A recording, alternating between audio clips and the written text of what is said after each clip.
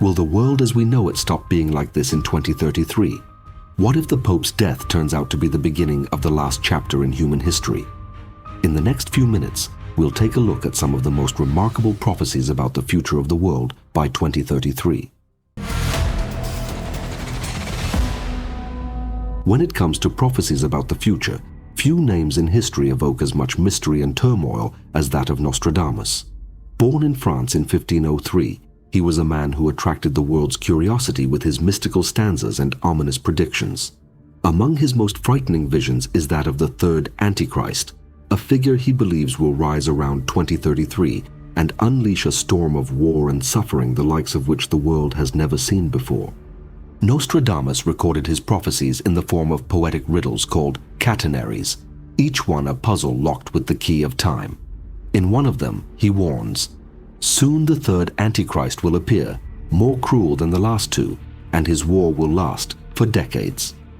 If that doesn't make you feel like a cat on a hot tin roof, rest assured, there's still plenty of time before the video ends. Many believe the first two Antichrists Nostradamus spoke of were Napoleon and Hitler. Both rose up in Europe and left the world in ruins. However, if the first two Antichrists were storms, Nostradamus hints that the third will be like a hurricane of evil that will learn from the past and become even more dangerous. Yes, he that is forewarned is forearmed. But what is the point of a shield when you don't know where and when the blow will come? Now that we are getting closer and closer to 2033, the world looks like a powder keg ready to explode at any moment. Wars erupt suddenly on different continents, leaders rise and fall, and the news is full of stories that make your blood run cold.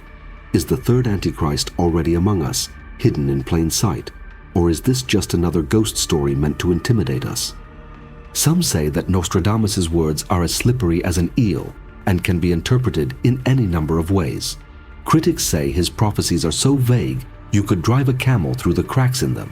But others point out that his predictions about Napoleon and Hitler were terrifyingly accurate, like lightning striking twice in the same place.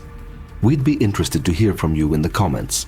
Do you think the third Antichrist will appear in 2033? Who hasn't heard of Baba Vanga, the world-renowned Bulgarian prophetess who lost her sight as a child? In her lifetime, she prophesied that in the future, the polar ice caps would melt, causing sea levels to rise around the world. But is this just another one of those vague prophecies? Or is it a real warning that we ignore at our peril? In recent years, climate scientists have begun to sound the alarm more and more loudly. They claim that the world is warming, the glaciers are shrinking, and each successive year is hotter than the last. According to the World Wildlife Fund, we are losing about 13% of Arctic sea ice every decade, and some experts warn that by 2040, the Arctic could be without summer ice. What do you think? Is it a coincidence, or is Vanga's prophecy starting to come true? It should be recalled that this same woman has predicted events such as the Chernobyl disaster and various worldwide bombings with startling accuracy. However, opinions about her are polarized. Some see her as a prophet with crystal-clear vision, others as a storyteller whose words allow for all sorts of interpretations. But you know, there is no smoke without fire. And if it turns out that Vanga is right, the consequences will be devastating. Millions of people will be left homeless. There will be a multitude of cultures destroyed by salt water, and entire nations will begin to struggle for what little drought remains. Of course, it's also possible to just worry for nothing. But let us hope that future generations looking back at us do not ask themselves why we did not react when everything was foreseen, and then began to happen even before our eyes. In 1139, Saint Malachi, not to be confused with Saint Malachi, a respected priest and later archbishop, received a vision. He wrote down a list of future popes, which would total 113 after the time of the recording. They were not, however, announced by name, and to each of them corresponded an enigmatic Latin phrase. According to this list, Pope Francis was the last. After him, the prophecy claims Rome itself will fall, and the world will face its final judgment. As we prepare this text, we learned that Pope Francis left this earthly world a few hours ago. May his soul find rest. For centuries, people have been trying to fit the pieces of the puzzle connected with this prophecy. Some have argued that the descriptions of the earlier popes in Malachi's list match the actual story almost perfectly. Others, on the other hand, note that after a certain point the prophecy begins to seem contrived, forcibly tailored, stretched, and perhaps even falsified. In fact, some scholars and clerics argue that the prophecy was first published in 1595, long after Malachi's death, and may have been forged to tip the scales in the papal election of the 16th century. Even Malachi's closest friends mention nothing about the list in their archives, which raises more questions than answers. Could it be that years after Malachi's death, someone concocted all this to influence the papal election? Or is this a genuine glimpse into the future? Will the city of Seven Hills really be destroyed? After all, there is no hard evidence that the end of the world is near. The Vatican has been through many scandals and storms, but the Church has weathered them all so far. Still, some cling to the prophecy, convinced that every thunderous news is another sign that the clock is counting down its final strokes. If you want to know more about St. Malachi's prophecy, you'll find a detailed video about it on our channel. And will the world face its final judgment by 2033? Only time will tell. In 1935, Pope John XXIII prophesied that by 2033, the world would face great trials and transformation. But what does this mean? The world today seems to be a mirror reflecting his words. We see a growing secularism, a move away from faith and tradition, wars, plagues, environmental disasters. Are these the birth pangs of a world about to give birth to something new, or the death throes of a civilization that has lost its way? Pope John XXIII's prophecy offers no easy answers. Instead, it invites us to ask the hard questions. Are we prepared for the storm? Can the human spirit endure if the foundations are shaken?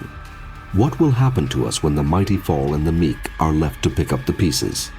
His other prophecies, such as the call for reform at the Second Vatican Council, have already come true. The Council was a breath of fresh air, a hopeful step towards openness and renewal in the Church. However, people perceived Pope John XXIII in different ways. Some call him a visionary, a man touched by divine insight. Others dismiss these prophecies as vague or even fanciful. But if his vision is true, what if, by 2033, the world truly faces a reckoning unlike any before? The prophecy also hints at secret brotherhoods and powerful forces working behind the scenes to enslave humanity.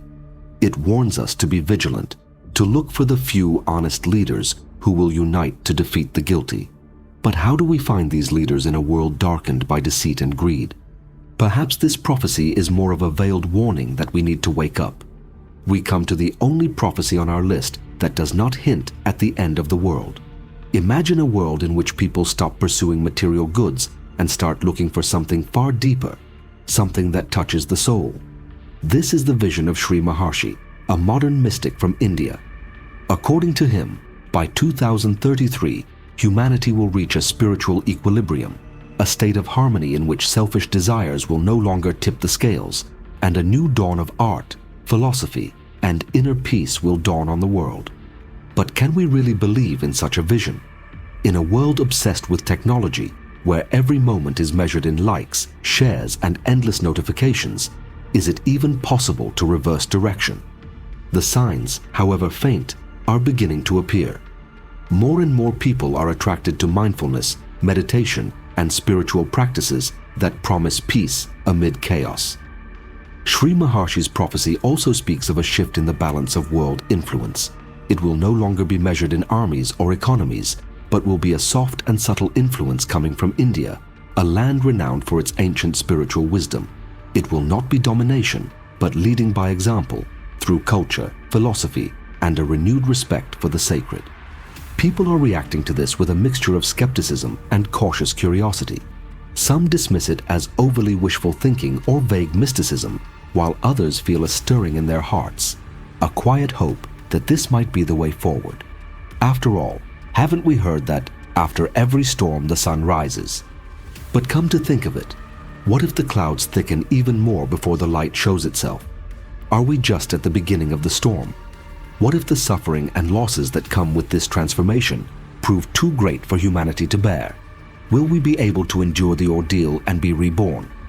The future is unclear and uncertain, but as we look forward, we must also look back.